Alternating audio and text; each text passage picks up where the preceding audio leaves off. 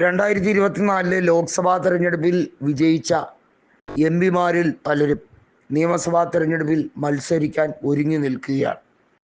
അതിൽ പ്രധാനമായും ഷാഫി പറമ്പിലും അടൂർ പ്രകാശുമാണ് നിയമസഭാ തെരഞ്ഞെടുപ്പിൽ മത്സരിക്കും എന്ന് ഉറപ്പിക്കുന്ന രണ്ട് നേതാക്കൾ. എന്നാൽ ശശി തരൂരിൻ്റെ കാര്യത്തിൽ ഇതുവരെയും തീരുമാനമൊന്നും ആയിട്ടില്ല. തരൂർ ദേശീയ രാഷ്ട്രീയത്തിൽ തന്നെ തുടരേണ്ടതിൻ്റെ അനിവാര്യത കോൺഗ്രസ് നേതൃത്വം അറിയിച്ചതിനെ തുടർന്നാണ് ഇത്തരത്തിൽ ഒരു തീരുമാനം.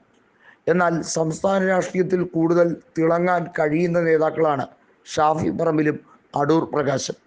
ഷാഫി പറമ്പിലിനെ സംബന്ധിച്ചിടത്തോളം വടകര നിയോജക മണ്ഡലത്തിൻ്റെ കീഴിലുള്ള ഏതെങ്കിലും ഒരു നിയമസഭയിൽ മത്സരിച്ചാൽ അദ്ദേഹത്തിന് വിജയം ഉറപ്പാണ്.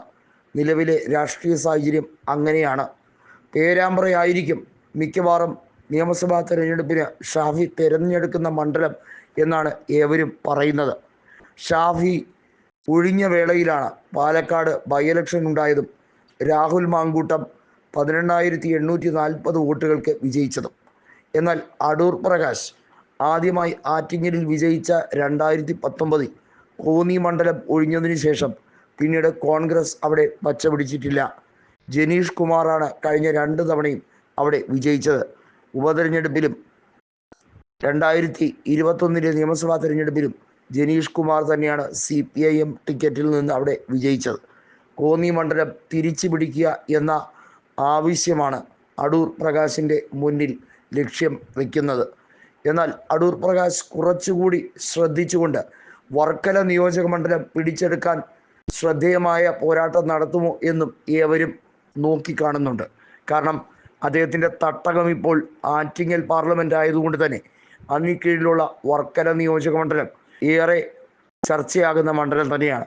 കഴിഞ്ഞ നിയമസഭാ തെരഞ്ഞെടുപ്പിൽ 17,000-ഓളം വോട്ടുകൾക്കാണ് BRM ഷഫീറിനെ വി ജോയ് പരാജയപ്പെടുത്തിയത്.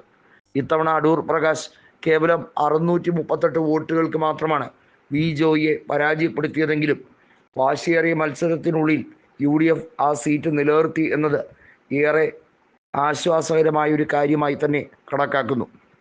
അത്തരത്തിൽ ഓരോ സീറ്റും വിലയേറിയതായതുകൊണ്ട് തന്നെ സംസ്ഥാന നിയമസഭാ തെരഞ്ഞെടുപ്പിൽ സംസ്ഥാനം പിടിച്ചെടുക്കുക എന്ന ദൗത്യത്തിനാണ് കോൺഗ്രസ് പ്രഥമ പരിഗണന നൽകുന്നത്.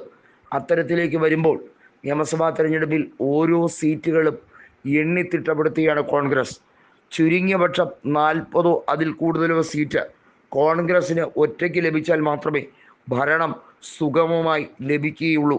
മറ്റ് സഖ്യകക്ഷികൾ എല്ലാം ചേർന്ന് 35-ലധികം സീറ്റുകൾ നേടുകയും വേണം.